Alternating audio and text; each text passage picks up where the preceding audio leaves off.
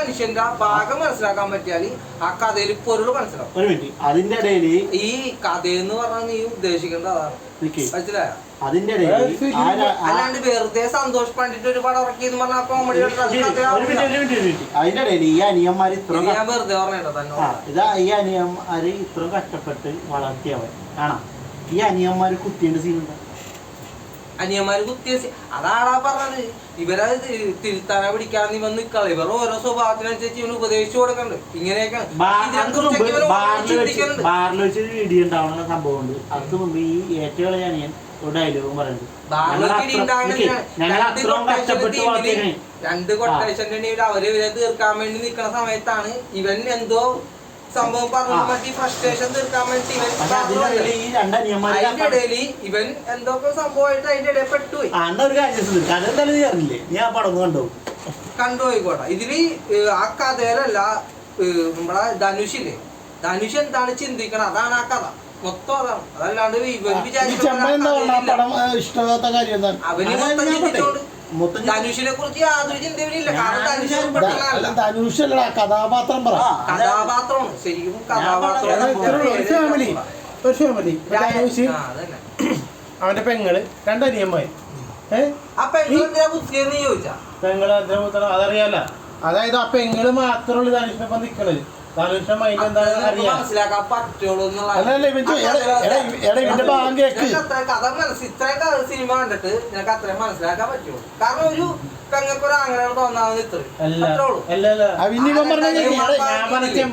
ബാക്കിയാണ്. അന്ന് ഞാൻ അറിയാൻ ചെയ്യട്ടെ ആ പെങ്ങൾ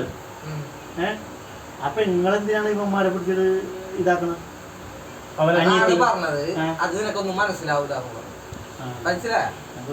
ആ കൊച്ചല്ല, അത് ധനുഷിന്റെ മനസ്സിലാക്കാൻ പറ്റിയ ഒരാളാ പെങ്ങള് മാത്രമാണ്. മനസ്സിലായോ? ധനുഷാണ് ആ ക്യാരക്ടർ മൊത്തം. അതായത് അവിടെ നടക്കണ എന്താണെന്നുള്ളത് ധനുഷ് ഇവര് ചെയ്യണം. ധനുഷ് ചിന്തിക്കണം എന്താണെന്നറിയോ? അതുകൊണ്ട് ഒരിക്കലും നടപടിയല്ല. കാരണം ഇവന്മാര് ഇങ്ങനത്തെ റോളാൻ ചെന്ന് തീർക്കുക. ധനുഷാണ് പോയിട്ട് ആദ്യം തീർക്കണത്. അയാൾ തീർത്തിട്ട് രണ്ടാമത്തെ പണി വരുമ്പോഴത്തേക്ക് ധനുഷ് ഇയാളോട് പറഞ്ഞത് തന്നെ. അല്ലാണ്ട് ഞങ്ങൾ ഒരിക്കലും വിടൂല. കാരണം ഇത്ര 4 പേരുള്ളൂ. ഈ 4 പേരെ സംരക്ഷിക്കാൻ ഒറ്റ ഒരാളുള്ളൂ, ധനുഷ് മാത്രം. ഇവർക്ക് വേറെ സപ്പോർട്ടാ സംസാരിക്കാൻ.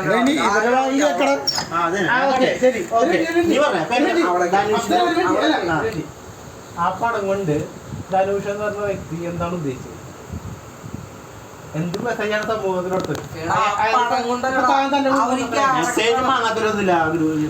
പിതാമഹൻ എന്ന് പറഞ്ഞ ക്യാരക്ടറിൽ അയാൾക്ക് എന്ത് പറയാൻ പറ്റും? പിതാമഹൻ എന്ന് പറഞ്ഞ ക്യാരക്ടറിൽ വിക്രമിന് എന്ത് പറയാൻ പറ്റും? ഒന്നും പറയാൻ പറ്റില്ല. ഒന്നും അറിയാനും പാടില്ല.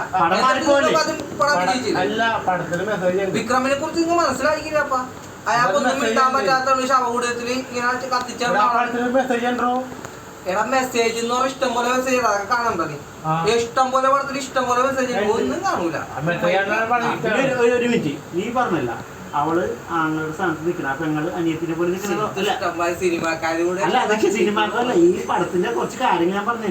എന്നിട്ട് അവ കുത്തിയതിന് ശേഷം അനിയൻ കാണാൻ വേണ്ടി വന്നെന്ന് അതുകൊണ്ട് ചേട്ടനെ അറിയണ്ടെന്ന് പറഞ്ഞിട്ട് അവള് അവനെ കാണാൻ അന്ന് അവൻ വരട്ടെന്ന് പറഞ്ഞ സീനുണ്ടാ. അതിന് മുമ്പ് ഒരു സീനുണ്ട്. എന്ത് സീനുണ്ട്? എന്റെ ചേട്ടനെ കുത്തി കഴിഞ്ഞാല് ഞാൻ ചെയ്യൂന്ന് പറയുന്ന സീൻ അവളുടേതുണ്ട്.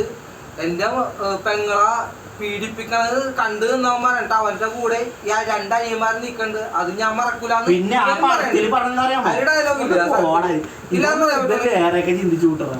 ചിന്തിച്ചു കൂട്ടല്ലേട്ടാ. അതാ പടം മുഴുവൻ കാണാം ഇരുന്ന് എന്താണ് മനസ്സിലാവും.